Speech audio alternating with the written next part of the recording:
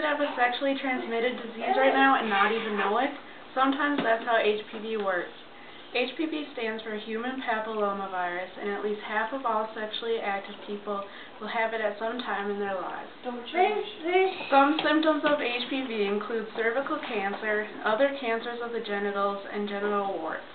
But most people with HPV do not develop symptoms or health problems. According to the Center for Disease Control and Prevention, HPV types are often referred to as low risk, which is wart-causing, or high risk, which is cancer-causing, based on whether they put a person at risk for cancer. In 90% of cases, the body's immune system clears the HPV infection naturally within 2 years. This is true of both high-risk and low-risk types. Genital warts usually appear in small bumps or groups of bumps, usually in the genital area. They can be raised or flat, single or multiple, small or large, and sometimes cauliflower-shaped. They can appear on the vulva, in or around the vagina or anus, on the cervix, and on the penis, scrotum, groin, or thigh. Warts may appear within weeks or months of sexual contact with an infected person, or they may not appear at all. If left untreated, genital warts may go away, remain unchanged, or increase in size or number. They will not turn into cancer. Cervical cancer does not have symptoms until it is quite advanced. For this reason, it is important for women to get screened regularly for cervical cancer. Other less common HPV-related cancers, such as cancer of the vulva, vagina, anus, and penis, also may not have signs or symptoms until they are advanced. Passing the HPV infection can be very effortless. Genital HPV is passed on through genital contact, most often during vaginal and anal sex. A person can have HPV even if years have passed since he or she had sex. Most infected persons do not realize they are infected or that they are passing the virus to a sex partner. Very rarely, a pregnant woman with genital HPV can pass HPV to her baby during vaginal delivery. In these cases, the child may develop warts in the throat or voice box, a condition called recurrent respiratory papillomatosis, or RRP. HPV is very common. Also, according to the CDC.org, approximately 20 million Americans are currently infected with HPV, and another 6.2 million more people get infected each year.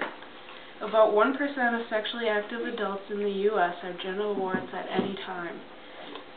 The American Cancer Society estimates that in 2008, 11,070 women will be diagnosed with cervical cancer in the U.S.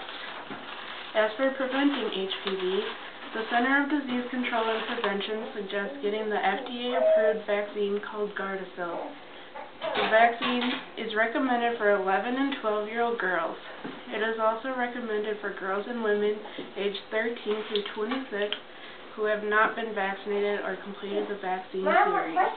The FDA says that Gardasil mimics the disease and creates resistance. It prevents infection with HPV type 6, 11, 16, and 18. It is not a live or a dead virus. Tests of the vaccine showed only minor problems. Some people had a headache, slight fever, nausea, or fainting. Others had redness, bruising, pain, or swelling on their skin where they got the shot. For those who choose to be sexually active, condoms may lower the risk of HPV. Condoms may also lower the risk of developing HPV-related diseases, such as genital warts and cervical cancer.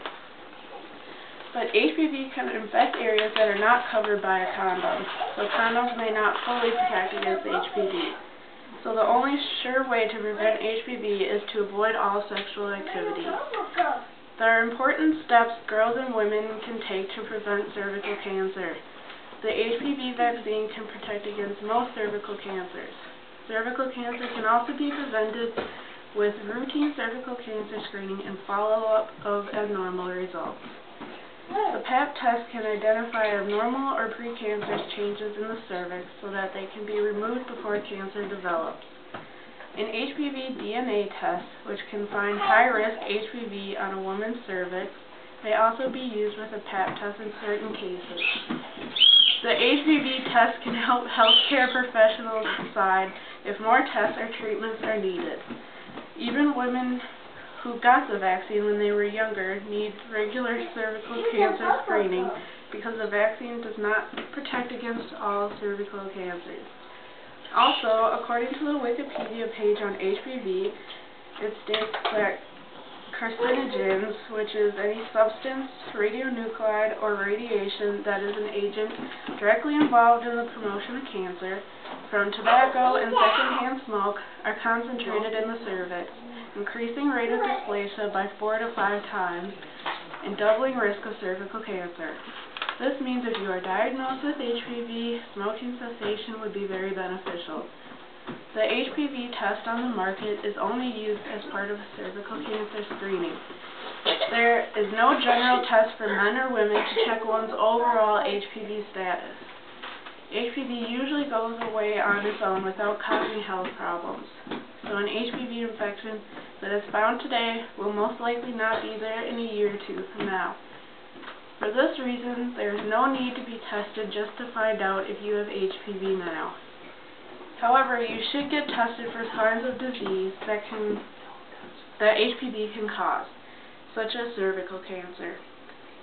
The Center for Disease Control and Prevention states that there is no treatment for the virus itself, but a healthy immune system can usually fight off HPV naturally.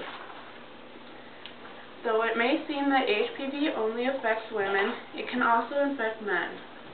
Men can get genital warts and cancer of the penis and anus.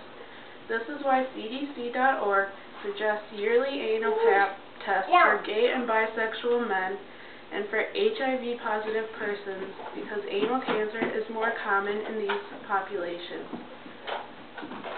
Scientists are still studying how best to screen for penile and anal cancers in those who may be at highest risk for those diseases. There are no tests out yet that can see if a man has HPV. HPV is a very serious virus to know about. If you haven't already, ask your doctor about how you can get the Gardasil injection. For fast facts, please visit hpv.com. Thank you.